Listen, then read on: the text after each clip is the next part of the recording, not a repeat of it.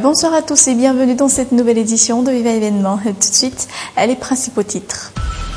Politique, à la Chambre basse, il est à nouveau question de motion de censure. Certes, la mallette a gagné une bataille, mais pas la guerre. Les précisions dans cette édition. Ravalman marque de passage dans la capitale hier pour les obsèques de sa sœur. Un important dispositif de sécurité mis en place. Après l'inhumation, il est immédiatement retourné à Ansranan. Marathon de Tana, 14e édition, pur succès, vainqueur un athlète kenyan, 2 athlètes malgaches à la seconde et 3e place, on en parle dans quelques instants. Actualité internationale au Brésil, Dilma Rousseff réélue pour un second mandat de 4 ans. Elle appelle ses adversaires au dialogue et promet une réforme politique ainsi qu'un renforcement de la lutte anticorruption.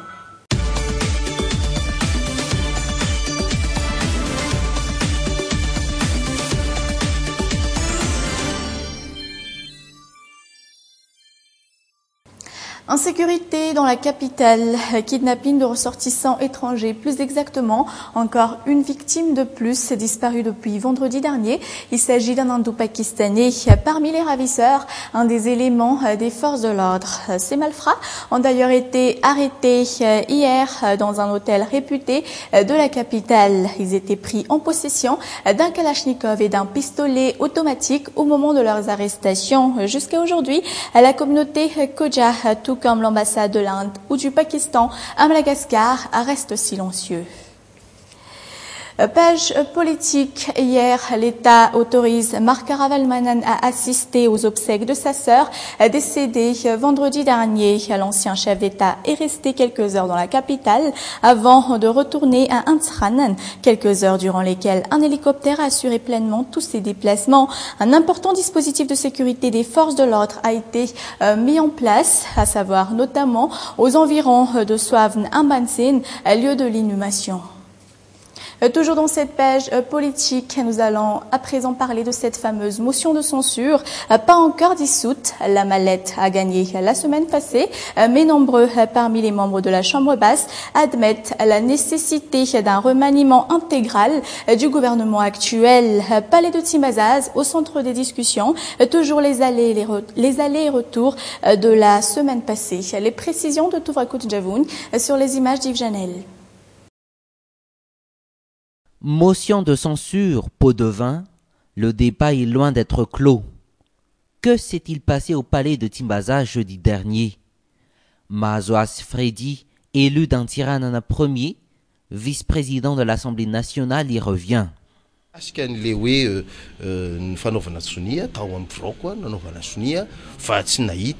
La signature a été faite dans mon bureau. Je n'ai jamais vu des députés payés pour le faire. Quoi qu'il en soit, dès qu'il y a quelque chose qui passe au sein de l'Assemblée nationale, on parle toujours de paiement d'argent.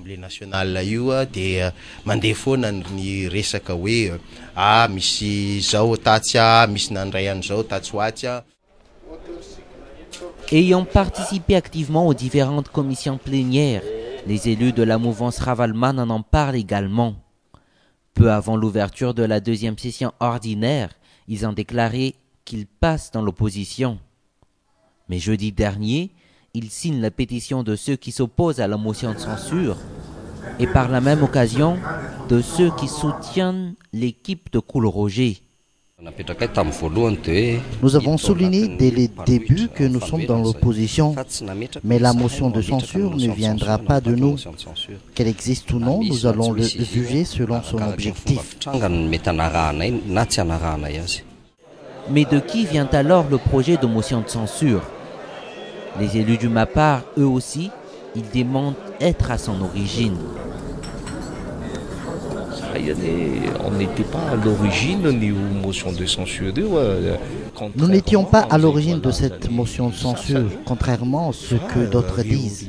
Ce sont les membres du bureau permanent de l'Assemblée nationale qui nous ont appelés pour y participer. Ils ont appelé le président de notre groupe parlementaire pour assister à une réunion dans le bureau du questeur numéro 1. Le président du groupe parlementaire, que le pot de vin existe ou non, que la motion de censure aboutisse ou pas, que les députés accordent leur confiance aux membres du gouvernement ou pas, dans tous les cas, dans les rues, Koul Roger et consorts ainsi que les députés sont déjà discrédités. Beaucoup n'ont plus de confiance en eux. Nous entamons ce lundi la semaine de la santé mère-enfant. Elle sera célébrée cette année à Antirabé. Dans ce même contexte, les matrones sont souvent pointées du doigt et pourtant, beaucoup leur font confiance plutôt qu'aux hôpitaux. Mais pour quelles raisons exactement? Je vous propose ce reportage sur les images d'Yves Janel. Comme toutes les matrones, Denise a recours à la prière. Elle reçoit ses clientes dans des petites chambres munies de 3 lits chacune. Des chambres peu spacieuses alors qu'elle reçoit quotidiennement 3 à 10 clientes. Denise est une matrone réputée dans le quartier d'Ampiflou. Seigneur, je remets le sort de cette femme entre tes mains. Elle est ici en quête d'un enfant, d'une bénédiction de ta part. En 30 ans de service, aucun accouchement compliqué n'a été enregistré chez Denise. Ses clientes sont d'ailleurs satisfaites pour la plupart. C'est le cas d'Emma. Son accouchement eut lieu hier. Pour ce faire, elle a déboursé la petite somme de 20 000 ariars.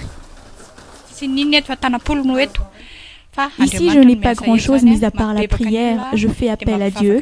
Il se charge de tout le reste. D'ailleurs, j'incite mes clientes à se repentir. Après leur accouchement, elles deviennent toutes des croyantes. Comme Emma, Arline a aussi accouché chez Denise.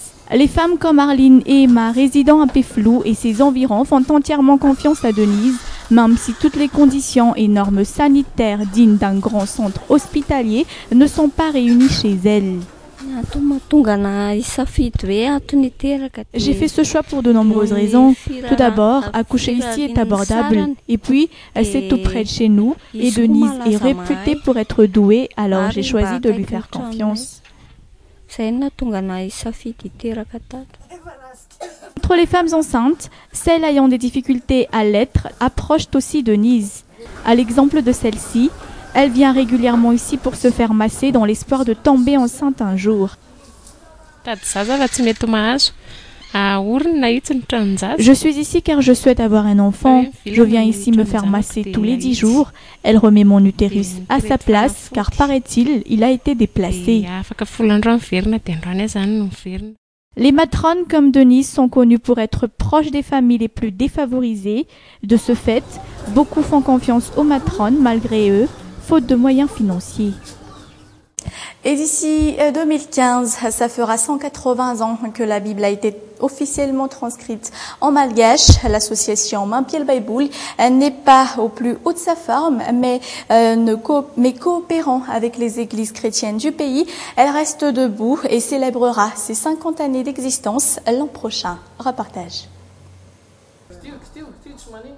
90 000, c'est le nombre de Bibles transcrites en malgache imprimées en 2013. Largement insuffisant, étant donné la pluralité d'églises à Madagascar. Ces Bibles sont fabriquées et imprimées en Corée à 48 000 ariars chacune, pour être vendues 10 000 ariars seulement. L'association Mampiel Baiboul compense le reste. Difficile à assumer pour cette dernière.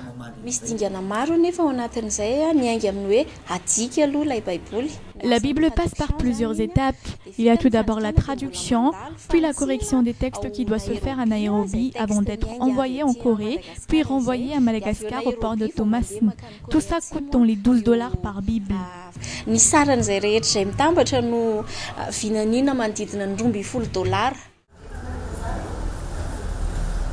La Bible, la société malgache ne peut s'en défaire. Elle a été transcrite en malgache depuis 180 années. L'association Mampiel Baiboul compense tant bien que mal les bénéfices manquants. Une Bible dite Baiboul Lux a été de ce fait créée. Elle coûte 90 000 ariars, un prix extrêmement cher pour la majeure partie des chrétiens. 300 000 francs. Elle coûte dans les 200 à 300 000 francs. Je me suis déjà acheté celle en version anglaise et en malgache. Mais aujourd'hui, je suis en quête d'une toute autre Bible. Je sais qu'elle coûte 30 000 ariars à présent et je vais faire de mon mieux pour réunir cette somme. Si l'association est encore là, c'est pour chaque chrétien malgache. Tous les ans, les églises aident l'association Mampiel Baiboul à chaque deuxième dimanche du mois de février. Cette date appelée Alaaden Baiboul. Et comme je vous le disais dans les titres, Marathon de Tana, la 14e édition a été un grand succès.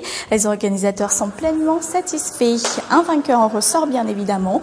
Il s'agit de l'athlète kenyan Sami Kibet Kipkori en ayant parcouru en 2 heures 25 minutes et 24 secondes un trajet de 42 195 km. Adzanirin Ndjiamparan s'octroie la seconde place et Jean Delacroix Rakoutemalal la 3e place. Écoutons-les. C'était un peu dur étant donné l'état des rues de la capitale. Elles sont quelque peu encombrées. Quoi qu'il en soit, je me suis bien amusé. Cette victoire, je ne m'y attendais pas car je sais que les athlètes malgaches se sont beaucoup entraînés.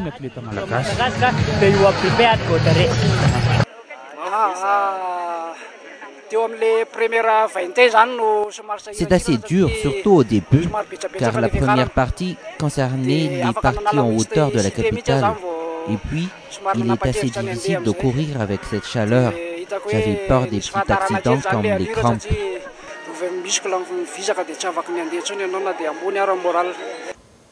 Nécrologie, les obsèques de Serge Ranevdi Amsikruzan, ministre de la Jeunesse et des Loisirs du temps de la transition, eurent lieu aujourd'hui à l'église FMTA à Batnakang. Avant l'inhumation prévue aujourd'hui même à Mbadbe, y était présent la première dame Voangrajon Armanpian. La grande famille de Viva réitère ses sincères condoléances à sa famille et à tous ses proches.